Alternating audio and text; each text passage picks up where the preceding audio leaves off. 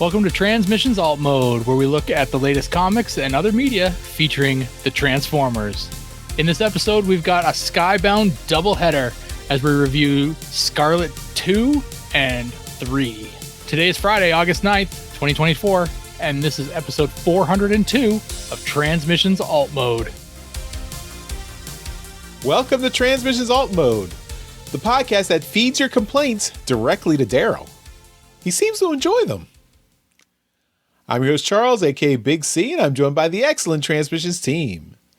Jeremy, aka Yakko. Hey, how's it going? Scott, the illustrious Dr. Pants. Howdy, everyone. And Daryl, the Cybertronian Beast. Bring those complaints. I want to hear them. Let's talk Transformers. I hope at some point during this episode, just once, let's talk a little bit of Transformers. Little bit. As always, we start off the show by thanking our donatrons, those lovely people who support us on Patreon and PayPal. We really appreciate that support. It helps keep the show going and keeps the lights on for us. It keeps those hosting feeds paid so the podcast can continue to be free for you to download. If you are not a donatron and would like to become one, just go to transmissionspodcast.com/support, and that's where you can sign up both on Patreon and PayPal. As a donatron, you get lots of perks. That includes bonus content, which includes our bonus show, We Like Big Bots. So this week, we had a new episode of We Like Big Bots go live. This is episode 14. So that is available right now on our Patreon page. If you are a donatron, you will have access to that. And you can check out the latest episode from Daryl and Dr. Pants on the biggest bot they could find in that episode. So, Dr. Pants, I'm going to give you a chance. You get to tease what the episode is this week, since Daryl did the tease in the last episode on the main show. Well, I tried teasing it, but I was told that it was too vague. So, needless to say that it is a big bot when it comes to presence and, strangely enough, probably personality. We take a look at the shockwaves / variations of such a character in our collections and have a good time talking about that. We have quite the collection of shockwaves and shock blasts between us, so it was a pretty good episode and a nice discussion about the character, who is also one of my favorite characters in a lot of the different forms that Transformers take, so it was nice to talk about it. Shockwave and shock blast. Any laser waves in there? Shockwave. There was oh no, I brought up Shockwave, but I couldn't find him. Mm-hmm. Sadly. I don't think we had any laser waves, though. Yes. One of the problems we have every time we do one of these things is finding all the figures that we have of such a character, because our collections are quite massive. Mine especially is spread out through 3 different rooms, and most of which are in boxes. So I have to dig out figures from different boxes to show, and it gets quite difficult to kind of locate things. So yeah, I've got shockwaves from all different lines, and finding them was quite difficult, but it was fun to kind of revisit some of these old figures. Yeah, that's half the fun of doing this show. Just getting to pull out a figure from a long time ago and being like, oh, I haven't looked at him in a while. He's fun. That's right. All right. Also, we've got more bonus content from our Transformers Live Play RPG podcast, Empire of Rust. So you can listen to the bonus uncut version of Empire of Rust this week. That's episode 121, Laugh Track. And that's available for donatrons right now. You can also go to our Patreon page and get all the Empire of Rust bonus episodes. The regular version of episode 121 will be out next Monday, August 12th. So just a couple more days for the main feed and the regular episode for all the Empire of Rust listeners. Looking forward to that. Of course, if you're a donatron, you can listen right now, listen early, and get all the bonus content from Empire of Rust if you so desire. Okay, I just want to mention again, it's just been about a week that we had our Transmissions Extra, which was Deadpool and Wolverine spoiler review. So If you are interested in hearing our thoughts on Deadpool and Wolverine, you can check that out. It's on YouTube. It's also in our podcast feed, so you've probably already listened to it if you haven't watched the YouTube video. And you can still get our Skybound exclusive Transformers #1 comic with artwork by EJ Sue, and that's available to order at transmissionspodcast.com/comic. And we still have some left to send out. And the last thing, of course, use our 15% off code at toyhacks.com. Use that code HEATWAVE to save 15% off all your orders at toyhacks.com. This works with as many times as you want throughout the month of August. Will not work with any other promo codes, but will work with your Robo points. So take advantage of that 15% off code at toyhacks.com. That code is Heatwave. Throughout the month of August, the code will be Heatwave. All right, before we get into our reviews, let's start off with some comics news. Okay, first up in comics news, we've got a listing from AliExpress that is a Transformers 40th Anniversary Top Secret Characters Illustrations book, and this is for the Chinese market. It's actually a book bringing back the More Than Meets the Eye profiles from Dreamwave. So this is the Dreamwave More Than Meets the Eye profiles translated into Chinese and reprinted here. It will also contain the first issue of the Skybound #1 comic in addition, using cover C of the first reprint by Louis LaRosa.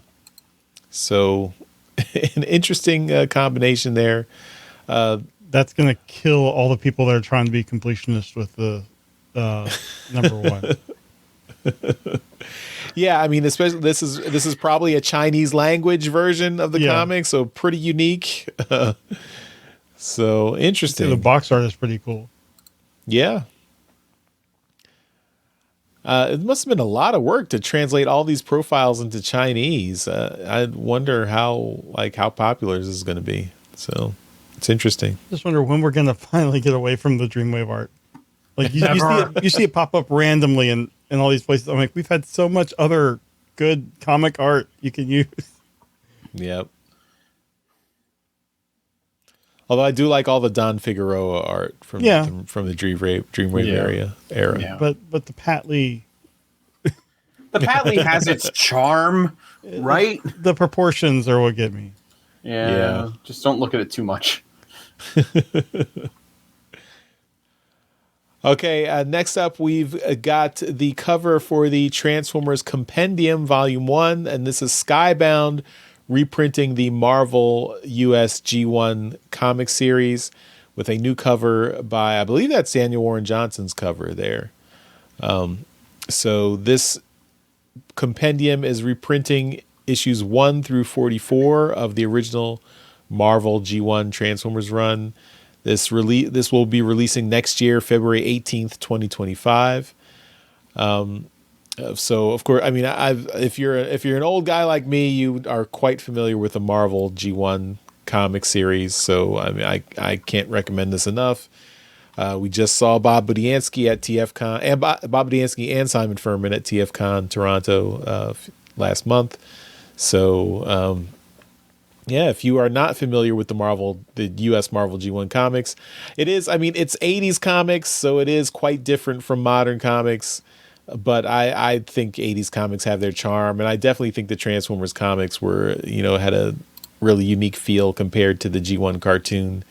So I will definitely give this a recommend. So yeah, hopefully with all the coattails of the new Skybound Transformers series, maybe this will also gain some new readers. So. And last bit of news, we're also getting a 40th anniversary issue of Transformers coming out, and this was already solicited. This is a new cover for this Transformers #1. So this is the Marvel G1 Transformers #1 from 1984. This is a 40th anniversary issue of that. And then this new cover is by artist Christian Ward. And this is updating the classic Bill Sienkiewicz cover from back in the day. That featured Optimus Prime on the cover. So now he's switched it up with Megatron and switched all the background characters around. So really interesting variant cover here. So if you're into collecting variant covers, maybe you might want to check this one out. For me, I mean, I have Transformers #1. I have several copies of Transformers #1. I've read it lots of times. So this doesn't really hold a lot of interest for me for getting just the 40th anniversary version of it. But I mean, you know, you might want it. It might be appealing. So check it out. Any interest from you guys for getting Transformers #1 40th anniversary issue? I mean, I think, yeah. I mean, just because I mean, I don't know if they're going to have any extra stuff, but it is going to be printed on newsprint, and I want to support the printing of comics on newsprint because there's just something to that. I mean, the smell, the feel. I might pick it up myself just to have something that looks a little different.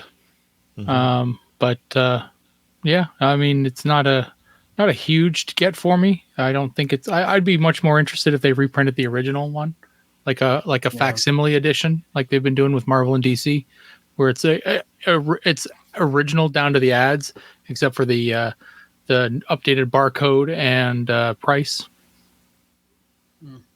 Yeah. I mean, I agree with Daryl if they just did a reprinting of #1 like that. I do like the fact that it's printed on newsprint. That is cool. I don't like the cover. Like, I understand it's kind of evoking that G1 original cover of #1, but like, I personally don't like the new design. I have an issue of #1. It's not in great shape, but I've already got it, so I'm good personally. And this is one of the variant covers, so I think there will be one like the probably the main variant will be the original cover. Wow. Yeah, it looks like it with yeah. So go back to the beginning here. So they have the original, but just the little box at the top instead of Marvel, it's Skybound with a newer Optimus Prime. Yeah. Yeah. Okay, that makes sense. Yep. So that makes sense. I mean, it looks like they're gonna have this Megatron one and then a sketch cover. I mean, and so the sketch cover I'm definitely in. Oh, for sure. I'll get. Oh yeah. I would. So I mean, get a sketch cover and then go and try to get a sketch from like Bob Budiansky or something. I don't know. Yeah, probably. Before we move on from comics news, this wasn't in our list, but I did see that Void Rivals #1 is getting a 10th printing. And that is something I don't see very often in comics. Right. Multiple Especially printings is kind of common.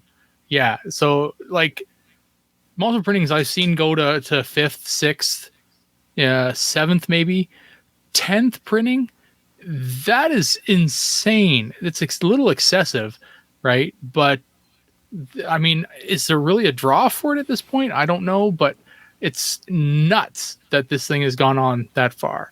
So I don't really know what the mindset is on this one. Is it really everyone's still buying this thing? I mean, I've been done buying Void Rivals #1 for a long time now, right? but yeah, they're still printing this book. Just wait until they come out with the figures that Hasbro's working on, then they'll reprint it again. Yeah. I mean, especially now that the trade paperback is out, you could just get the trade paperback and get like the first 6 issues. Why would you still want to get like a? And there's got to be tons of these comics out, like 9 printings. There's got to be tons of these comics out there that you can pick up anywhere. I don't know. It seems a collector weird. mindset. There's a collector mindset among comic book collectors that every subsequent printing, there is less and less of them released. So the amount of them in circulation is so little at the point that there's a 10th printing that it becomes valuable again. I think also some of those printings are also for special occasions. Like a convention or particular shop, so they aren't going to be as widely distributed. Well, I know that most of the shops aren't pulling these in anymore. Right. I buy comics to read and collect, not to speculate on their value. I don't think any modern comics are going to hold their value. At least the ones we're buying, we're going to have no idea whether any of the comics we're buying are going to hold their value. It's going to be some obscure comic that nobody's heard of that's going to be valuable in the future. I mean, I think this is the 10th printing of Void Rivals is not going to be worth anything in 20 years. No. But then again, you never know. Weird things happen where random stuff suddenly becomes valuable. So, I mean, you're probably right. Chances are you're right, Charles. But at the same time, you never know.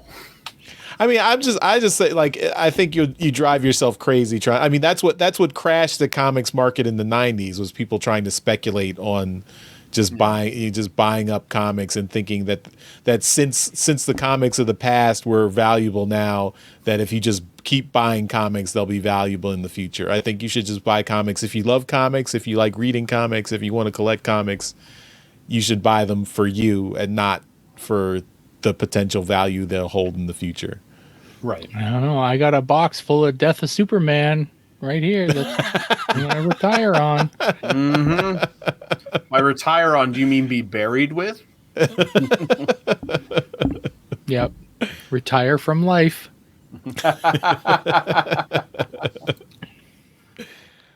Well, good luck with that, Daryl.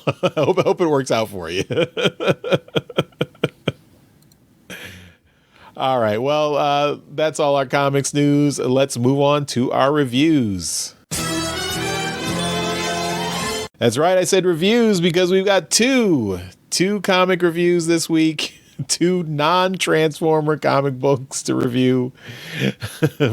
We are doing full spoilers for both issues, so just giving you a warning now. If you haven't read these comics, come back later and listen to the show when you've read them. We're doing Scarlett issue number 2 and Scarlett issue number 3. We missed Scarlett number 2 last month because of all the other stuff we were doing, like all the special. We had Traveling. Yeah, travel and cons and all this stuff. And then Scarlett number 3 just came out this week. So we might as well just do them both together and, rip the Band-Aid off all in one go for Daryl. So he doesn't have to do G.I. Joe books 2 weeks in a row. So although he might still have to if Destro But I'm comes gonna, out next aren't I? week. Yeah. That's what I'm gonna 3 weeks. We live in a world where G.I. Joe has 4 fucking books and Transformers has 1.5. They're miniseries. They're all miniseries. They're gonna go away. It's not like listen. There's what, 2 currently running? That's it. Mm-hmm. That's it. And just wait. I'm sure we're going to get some Transformers miniseries, and there'll be multiple Transformer books. Yep. Yeah. There better be.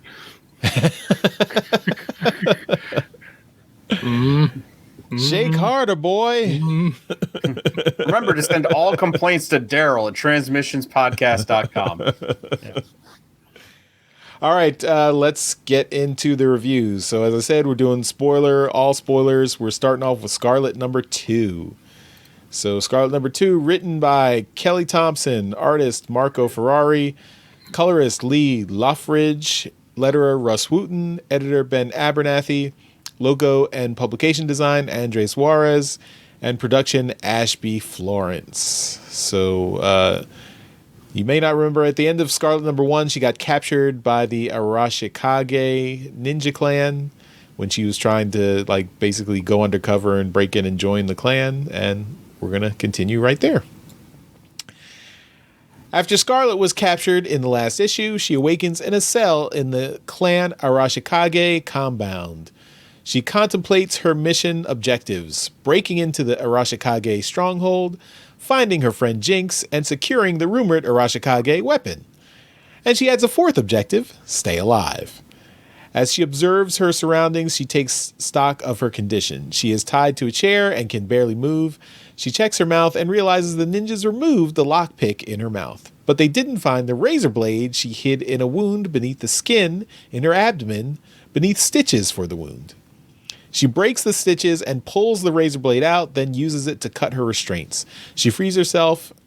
As she frees herself, she sees another coded message from Jinx. It just says, "Go hard." And Scarlett gets ready. Scarlett stands up and gets in a fighting stance as one of the Arashikage ninjas notices she is free. The ninja sounds the alarm and gives the order in Japanese, "Get everyone!" Scarlett answers back, also in Japanese, "You'll need more." A swarm of Arashikage ninjas attack, but Scarlett displays her martial arts skills and defeats them all, spilling a lot of blood. Finally, the last ninja is down, and she holds a sword at his neck, telling him to stay down. Her demonstration of prowess is enough to impress the Arashikage leader, Storm Shadow, again. He tells the clan to stand down and tells Scarlett to follow him. She stops fighting and complies.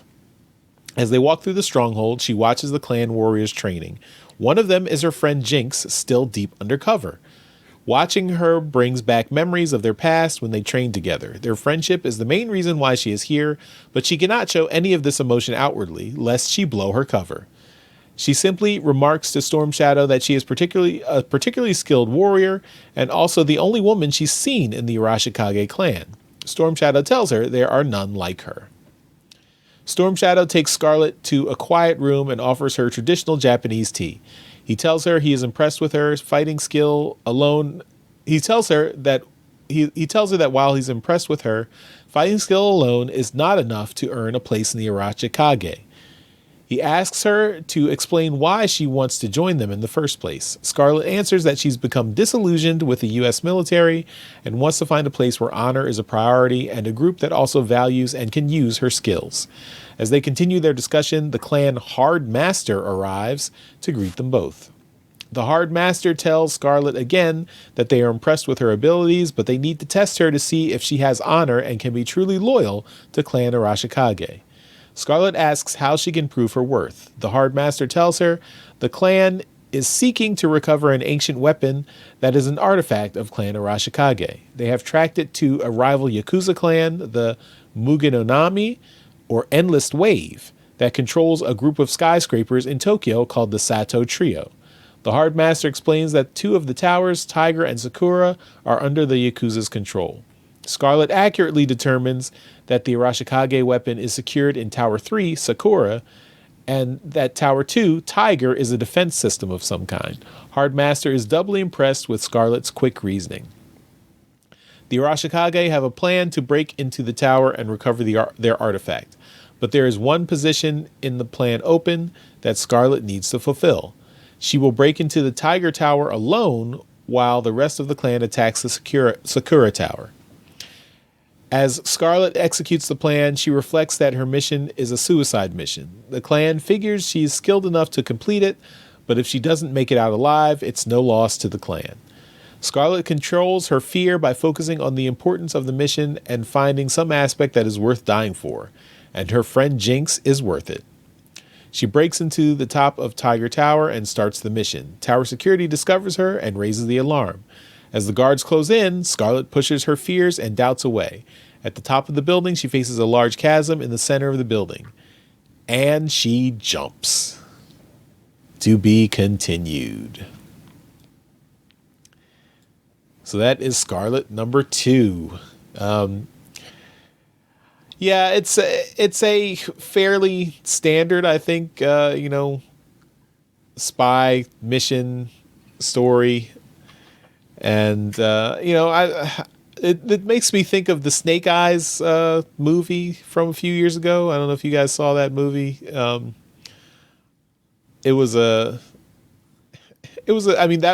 movie was Snake Eyes going into gaining like membership in the clan with Storm Shadow and forming a friendship with Storm Shadow. So it just made me think of that. There's nothing really super remarkable in here. I mean, I did like all the fight scenes. I thought Scarlett, they make her look like a complete badass here. I don't know how safe it is to hide a razor blade in your abdomen. I think that's like if your body shifts around at all, you're like slicing up your insides. So I don't know how that works, how you can safely hide a razor blade underneath your skin, but it's comics, whatever, I guess. But yeah, it was fine. Not really, it's not really these we're getting further and further away from Energon and the Energon universe, and I know Daryl's going to have some comments about that. But yeah, that's fine. That's it. Dr. Pants, what were your thoughts? First thought, I completely agree with you, Charles. This is very standard, just spy thriller fare. Nothing really stuck out to me at all. Honestly, it feels really cliched. Like, I feel like this is a very stereotypical, and there was no surprise along the way about any of it. That doesn't necessarily mean it's bad. Like, it's not poorly written. It's very safe. And like, it's okay. It was fine. The action scenes were really cool. I did enjoy that. My biggest complaint is I don't like the artwork in this. And it's because, and this is a similar thing I have with Void Rivals. There's an inconsistency that bothers me. And again, it comes down to faces. When you look at like how the face, particularly Scarlett, if you go through this issue and like watch how her face is drawn, I feel like there's 4 different ways they draw her face and they're not the same. And it bothers me. There are times when her lips are defined, other times they are not. And you could argue that it's like distance from the like how far away she's being drawn, but that I can't seem to see that in a consistency thing. And also, there are times that the artist likes to draw mouths, and other times he doesn't, where there's no mouth on the face at all, and it kind of bothered me. That, and through the entire like majority of this issue, the palette is very plain. It's very orange and red, and it's not very vibrant either. It feels very, very toned down. What's the phrase? Desaturated. Mm-hmm. Like I like comics for the visuals, and I was not super blown away by the visuals. That being said, when we got to the shots of like Scarlett getting into the building, the color palette increased. There was a bit more to it, especially like because it's a lot of blues and whatnot. But then you get like her orange and red hair, and also I feel like there's a lot more detail going on in this. So I almost wanted to know if it was a different artist who was doing this scene or whatnot in the end, but it's the same one. I'm not sure what was going on. It's by far not the worst art I've ever seen. It wasn't that exciting, and I think that's the whole issue for me in general. It's not bad, and I'm not hating on it because it's G.I. Joe. I'm just gonna say that. I have enjoyed previous G.I. Joe books. I just feel that this is a very, very cliched and safe kind of book, and it doesn't stand out very much in all the comics that we've read. Yep. Fair enough. Yeah, I mean, for me the artwork was fine. I mean, it didn't stand out to me, but didn't really annoy me either. So it's just the faces. Yeah. Annoy me. All right, Daryl, let us have it. Well, I didn't mind the art. I mean, I've made my opinions known on the thing that bothers me about the art, and that's been, for those who are tuning in for the first time, that is the logos and the insignias. And the stamp thing. And I think, Charles, we may have talked about this at TFCon, but our friend Alex Milne talked to us and mentioned to us why artists may use a stamp. And I had just assumed it was because logos are hard, and they, artists it's not that they're lazy, it's just that logos are difficult, and artists have time constraints, right? Well, Alex filled me in as to another probably much more important reason, and that is that the logos are proprietary, and they need to be also, they're also trademarked, and they need to look a certain way. And the amount of times that a logo would appear in a Transformers or G.I. Joe book is so great that if they don't draw it right, it has to go, once it's finished being drawn, it has to go to Hasbro in this case and be kind of checked off and said, yes, that looks good, and we can, print it. So if it's drawn wrong, they have to come back and they say, no, we need you to fix the logo. So instead by avoiding all of that, they just use a stamp, which is what they're doing. And it's annoying to me as a person who really is a much more of an art first person rather than the writing. But I can, after I got that explanation, I can see why an artist would do it.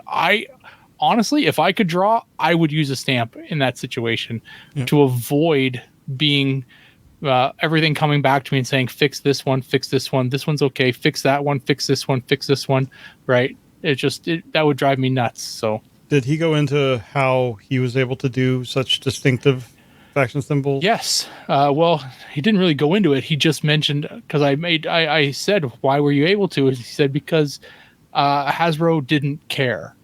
The book wasn't selling enough for them to really care. And there's much more attention on the Skybound series. And so they are much more, there's a lot more eyes on it here. At the point in time which Alex got on the book for More Than Meets the Eye, the IDW had the license for a very long time, and they at the point where Hasbro really didn't care what the logos looked like. They still got the point across. Different management teams and stuff too, I'm sure. Yep. So I guess and I understand. Anyway, back to Scarlett #2. I don't mind the story. It's like you said, it's a straightforward spy thriller. You're only moving the plot along a little bit. I had some concerns about how somebody would keep a razor blade in their abdomen without them getting cut a bunch, right? And it doesn't look like it's in any kind of like sleeve or anything like that. It's just a straight up razor blade sitting there. It looked, the art made it look like she actually used the razor blade to cut through the stitches to pull it out. So it was like, you gotta put it in, blade facing out. Yeah, right. You just push on the skin. Yeah, so it's simple, Yikes. right? It's everyone does it like that. So yikes. But all in all, I didn't mind the like escape and whatnot. The entry to the building was pretty cool. I thought it was drawn quite well.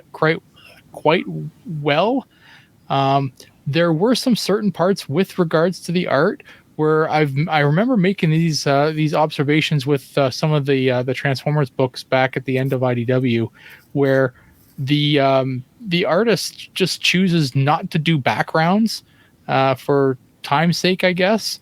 So some of the outdoor scenes, the background is just gone. And then there's scenes where there's like that full cityscape, and that looks incredible. So, there's either an incredibly drawn cityscape or there's nothing. And that was a point I wanted to make. So thank you for bringing that up. I forgot about that. Yeah. So, I'm really big on the detail, and I think that if you're in a room, like even if you're in the room where they're having she's having tea with what's his name, the Hard Master, Hard Master, yeah.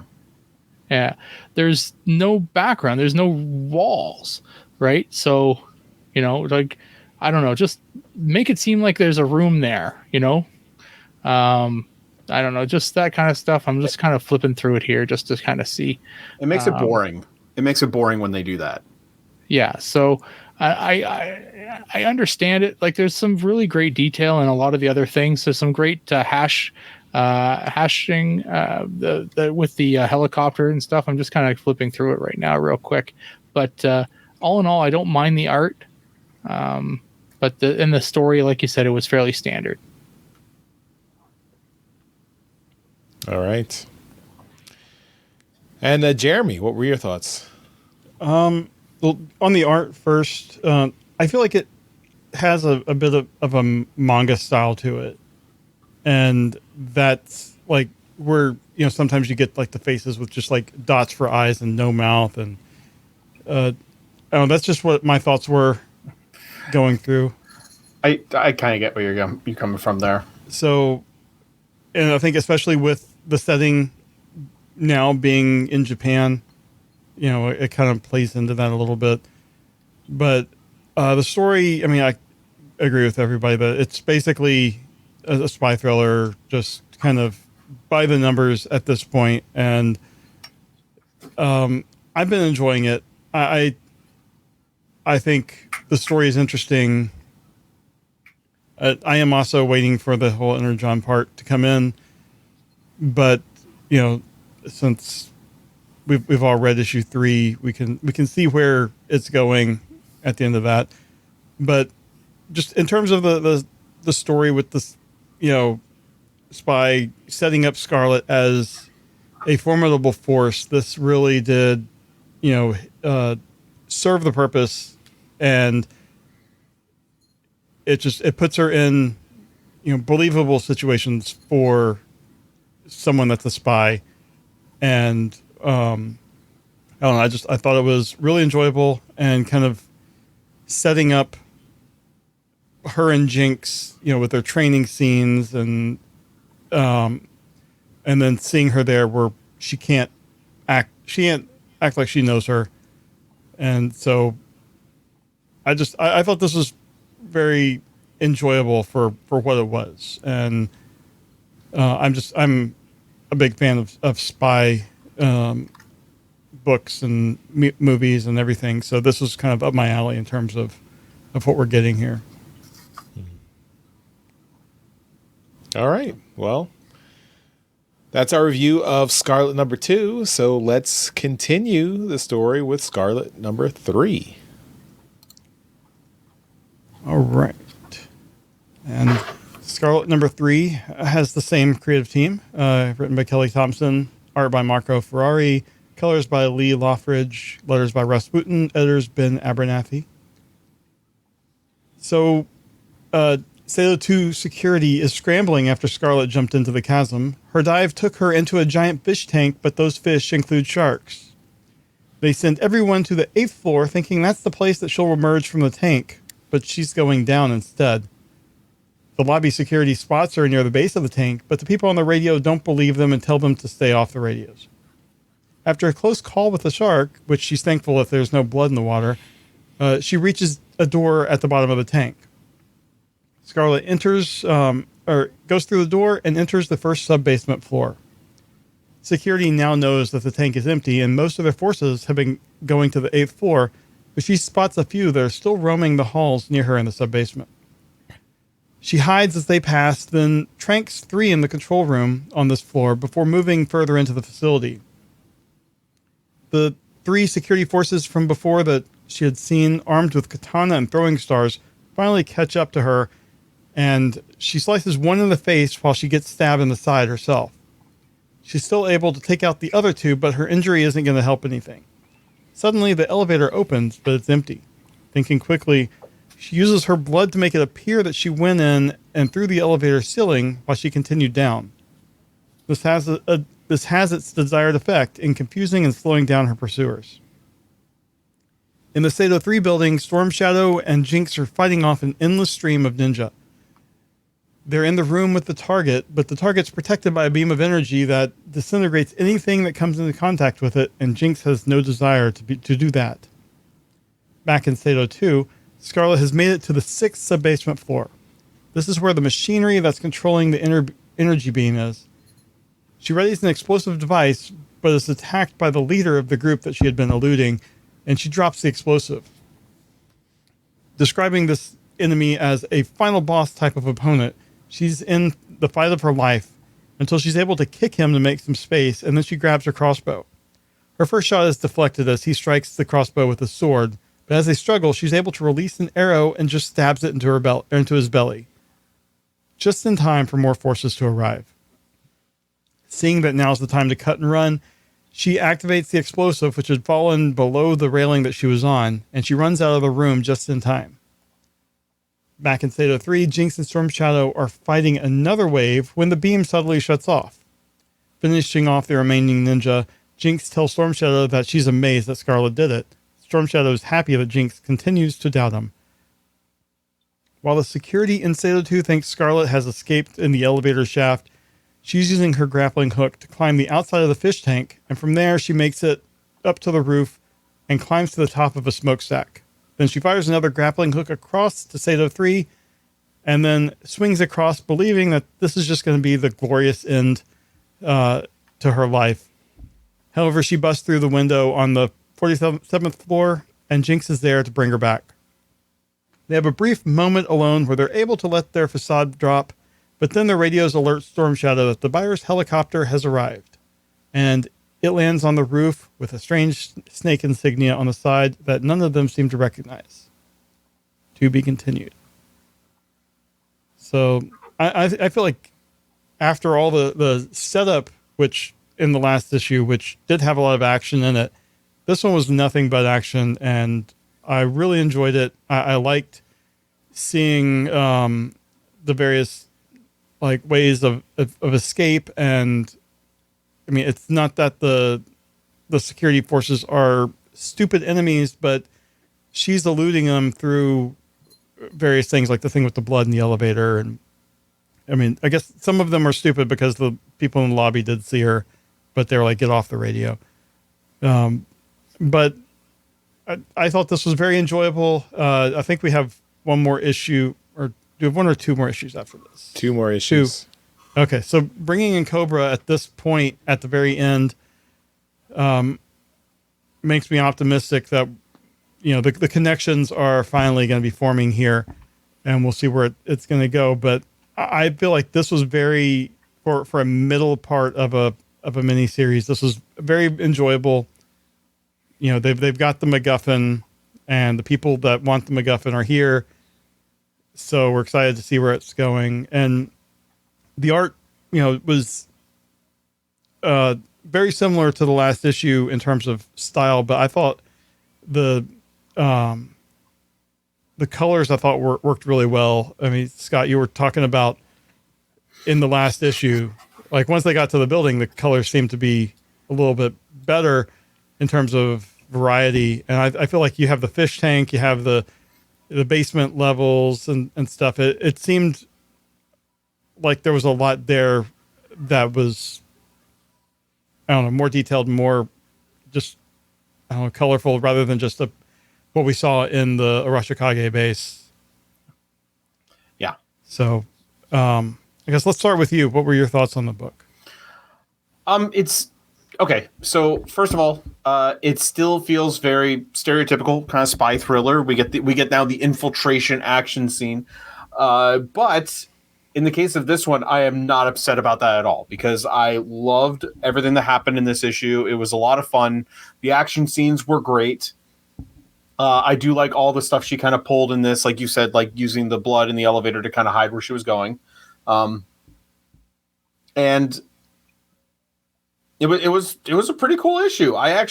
My big thing that I liked most about it is we got the beginning of the infiltration and the ending of the infiltration. I feel like a lot of other comic books would have split this or done like a cliffhanger at the very end to make you buy the next issue. Whereas this one, no, this was the whole infiltration.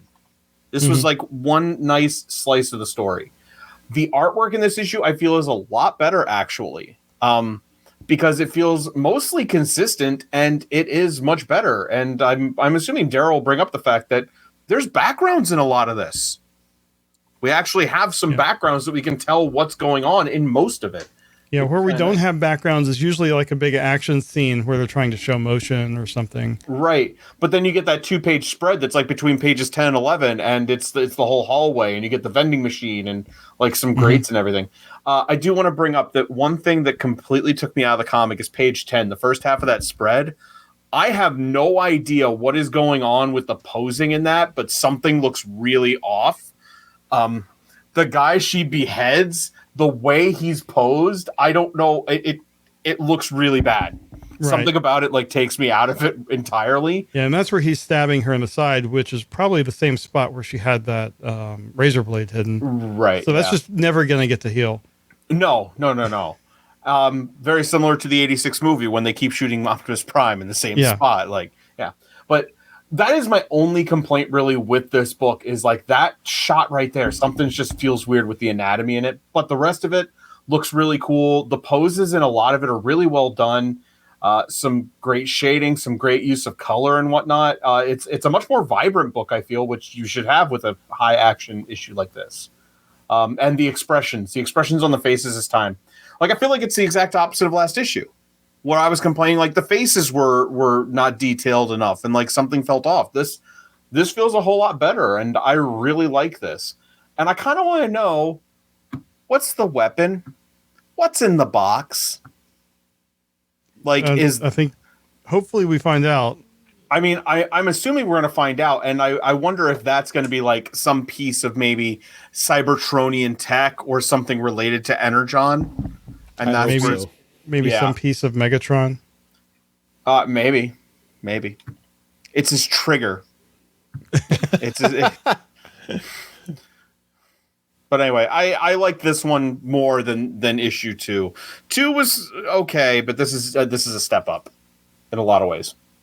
All right, Daryl, let's come to you. And what were your thoughts on this?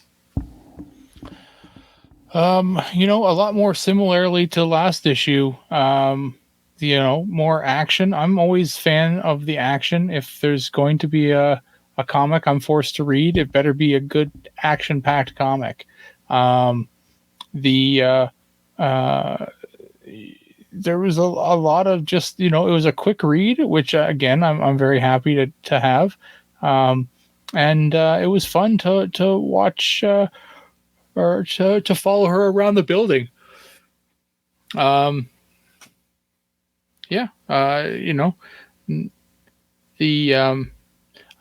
interested to find out exactly what's in this box. That's, what's so important. But, and if, Scarlett and Jinx, team up to try and steal it back or something like that, I don't know what's going to happen next, but again, we are at 2 issues in a row, specifically this episode, but I can't remember if it was mentioned at all in the first episode of Scarlett, but we have no mention of anything Transformers related in any of these. So I just want to point that out. These are only Energon adjacent because Charles says so. So the book says so. The book says Energon Universe. It's not. The book has the word Energon in it. There you go. I'm not on the sky. I'm not the Skybound editor. Yeah. And we got a nice stamp of the Cobra logo on the side of the helicopter. Yeah, it's very stampy. So, yeah. Anyway, it's the book is fine. But I mean, I'm not buying this book. That's where I'm leaving it. I buy books that I want to read. I don't want to read this book. It's a fine enough book, but this is not where I want to be spending my money. It's just how I feel about the G.I. Joe books. All right. I hope the G.I. Joe fans are liking it because, Scott, you made a really good point before we started recording tonight that a lot of these, books are revealing characters that are going to make G.I. Joe, fans, cream in their pants. Those are your words, not mine. Those are not my words. But I mean, I wouldn't have put it that way, but I mean, yeah, exactly. I agree. But the fact that I am not invested in G.I. Joe the way I am in Transformers is exactly why I'm not really enjoying this book. I'm sure if this was a Transformers book done this way and these were all Transformers characters, yeah, when so and so shows up in such and such a place, I'd probably go, "Oh, that's awesome," right? But I don't give a shit about any of these characters, so that's why. So I'm reading this book as a person who's just reading a story. So as a story, it's a decent enough story. It's a crime thriller, an international espionage kind of thing. That's it. That's all it is to me, and that's why I'm not super thrilled about it. But whatever. It's part of the Energon universe, so it better start making some sense in the next little while. All right. And Charles, let's wrap it up with you. All right, yeah, I don't really have a lot to add. It's I thought it was enjoyable. I mean, I did like this issue more than the previous one. I thought the basically heist plus fight action mission was a really well done in the issue. I thought the art was good. I do agree with Scott about the weird like body pose and proportion in that one page. Was it page 10 you said, I think? Yeah. Yeah, that just looks weird. I like she's surviving a lot of like injuries with swords that I don't think humans would really survive in real life. I mean, I know it's a comic. These seem like pretty deep wounds. I mean, I don't know. Also, I always wonder why gangsters don't have guns. Like, I know it's not in the U.S., but I mean, I would imagine they're like if you have all the security to keep this thing that you don't want people to steal, somebody's got to have a gun, right? I don't know why they're not. No one has a gun here. I also question the giant fish tank in the center of the building. Like, what's going on there? Oh, come on. That's typical of like, evil bases. Like there's some kind of like in the lobby, there's some kind of decoration where you've got a giant squid floating around or like a big topiary. Yeah, I mean, it's straight out of the Dr. Evil playbook. Yeah. If only the sharks had frickin' laser beams. Yeah, so I mean, I know I'm nitpicking here because I mean this is a comic. This is not supposed to be super realistic. It's just these things are really tropey. I mean, like these are straight out of James Bond or whatever. For these crazy set pieces here. So, but it's still fun. I think it's fun. It's a fun issue.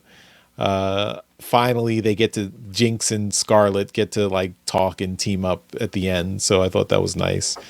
And I'm curious to see who in Cobra is going to be the buyer, like in the helicopter, like I imagine it's not going to be Cobra Commander coming just to do this deal. So it's going to be some lieutenant. And I wonder who it might be. So maybe they're going to introduce another Cobra character here.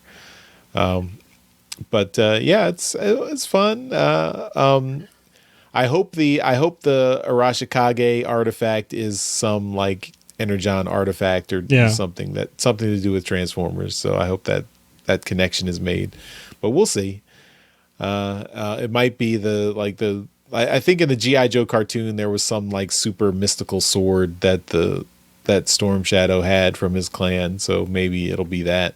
And it'll be tied into like be made of like infused with Energon or something. So maybe I don't know. We'll see. By the way, one quick thing: the reason they don't use guns is because they're in Japan, and Japan has really, really. I know these guys are criminals, but they have a lot of like really strict laws when it comes to guns. and a lot of problems with them, so acquiring them is a pain. And the Yakuza tend to just use swords and not carry guns, so that way when they're out and about, they can't get caught with guns. Oh, okay. So, Fair and I'm paraphrasing and not getting into a lot of detail, but I think that's why. So, Also, I mean, you know, it's cooler. it is so much cooler. It is so much cooler. Actually, strangely enough, one of the ninjas in the last issue used a gun. Yeah. They were like, "What are you doing? Ninjas don't use guns." Well, and then did you see in that last page Jinx's shoes with the like two blades coming out of the front? I mean, Yeah. didn't see those anywhere else, but I'm like, They're high heels too. yeah. So I'm like, okay. Your kicks can do a little bit more damage there. That's also highly impractical. Yeah, very much. If you trip, then you're just going face plant into the ground. But anyway, that's our review of Scarlett number 4 or 3. Sorry, Joe, we have a whole nother one to go through. Well, number 2. Yeah. One other 2. We're doing all the Scarlets in this episode.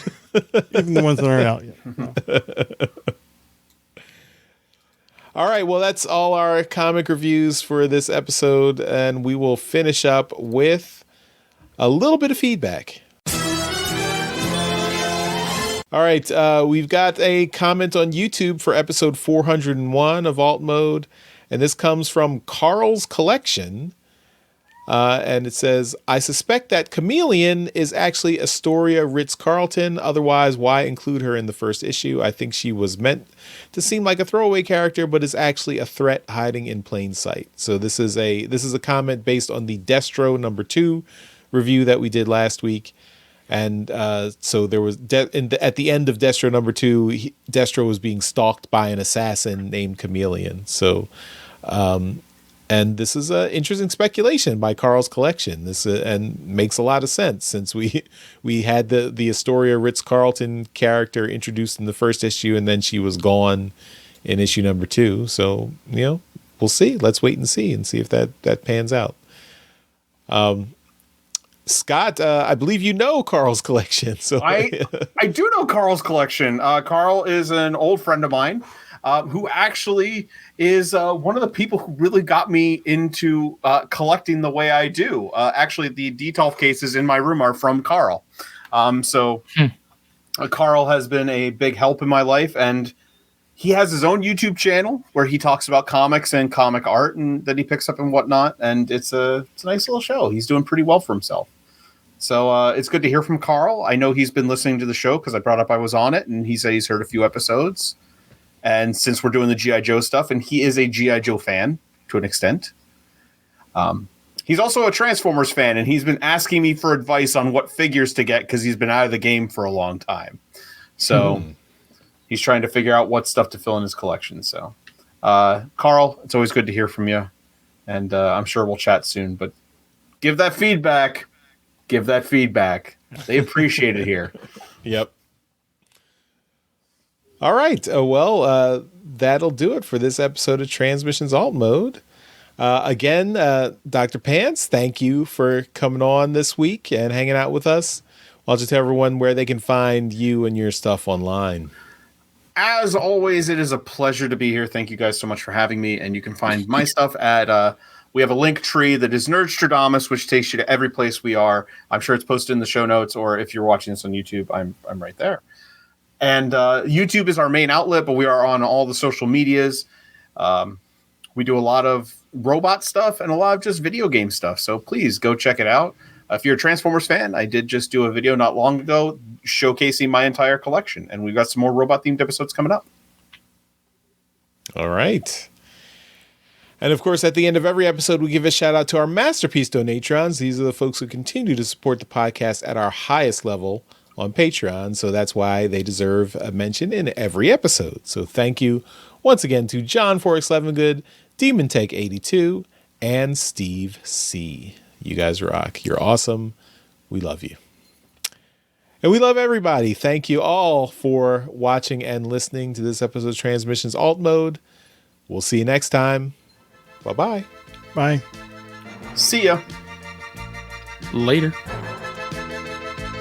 Thank you for listening to this episode of Transmissions. If you'd like to join the conversation, travel to our Discord channel at transmissionspodcast.com/Discord. Want some cool transmission swag? Feast your eyes on our transmissions gear at transmissionspodcast.com/shop. If you'd like to support our podcast, go to transmissionspodcast.com/support or tell your friends about our show. We'll see you next time.